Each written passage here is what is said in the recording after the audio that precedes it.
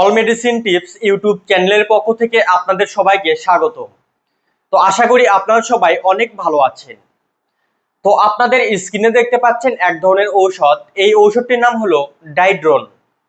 এটি এক ধরনের 10 মিলিগ্রামের ট্যাবলেট জাতীয় ঔষধ। এই ডাইড্রোন ট্যাবলেটের উপাদানের মধ্যে রয়েছে ডাইড্রোজেস্টেরন 10 mg। বাংলাদেশের ঔষধ কোম্পানি নোভিস্টা ফার্মাসিউটিক্যালস লিমিটেড এই ডাইড্রোন 10 mg ঔষধটি সরবরাহ করে।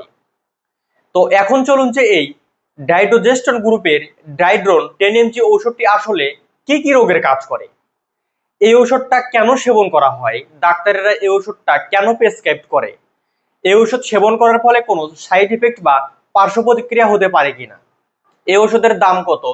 তো এই ঔষধ সম্পর্কে সবকিছু জানতে অবশ্যই এই ভিডিওটি আপনারা শুরু থেকে শেষ পর্যন্ত একদম মনোযোগ সহকারে দেখবেন। তো চলুন এই ডাইড্রোন 10 মিলিগ্রাম ট্যাবলেটের কার্যকারিতাগুলো জেনে নেওয়া যাক।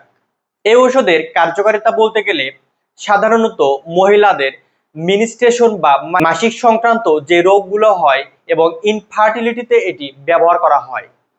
অর্থাৎ যে সকল মহিলাদের মাসিকের প্রদাহ রয়েছে সেই ক্ষেত্রে এটি ব্যবহার করা হয়। মিনিস্ট্রেশন অবস্থায় প্রচুর পরিমাণে ব্লিডিং বা অকার্যকর রক্তপাত হলে এই ডাইড্রোন ঔষধটি ব্যবহার করা হয়।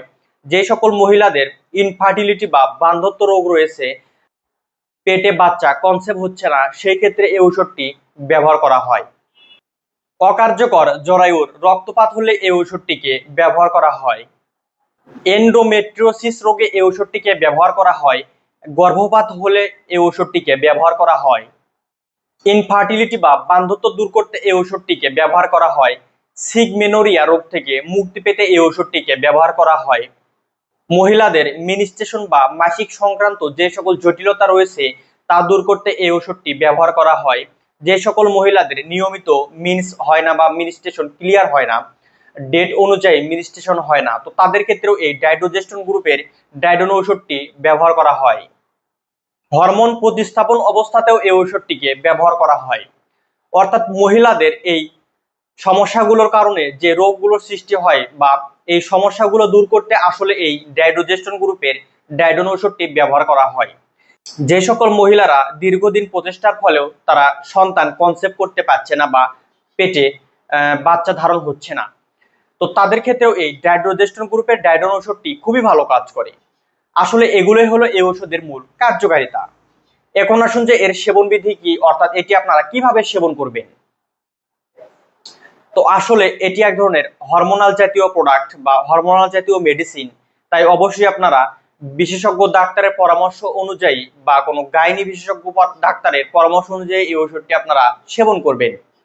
আর যে সকল রোগীদের শরীরে এই ডাইড্রোজেস্টেরন 10 mg এই উপাদানের প্রতি সংবেদনশীলতা রয়েছে তারা অবশ্যই এই ধরনের ওষুধ থেকে বিরত থাকবেন।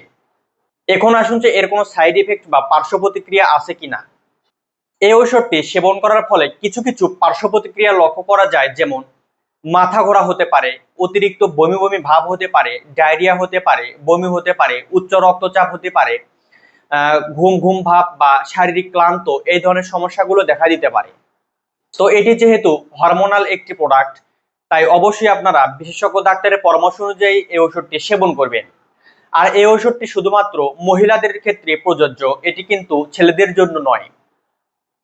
তো প্রতিটি ডাইড্রোন 10 mg ট্যাবলেটের মূল্য মাত্র 40 টাকা।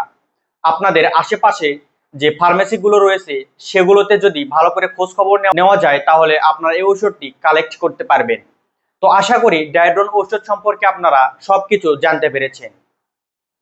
তো ভিডিওটি ভালো লাগলে অবশ্যই একটা লাইক দিবেন, আর নতুন নতুন ওষুধ সম্পর্কে জানতে অবশ্যই এই চ্যানেলটি সাবস্ক্রাইব করে পাশে থাকবেন। ধন্যবাদ।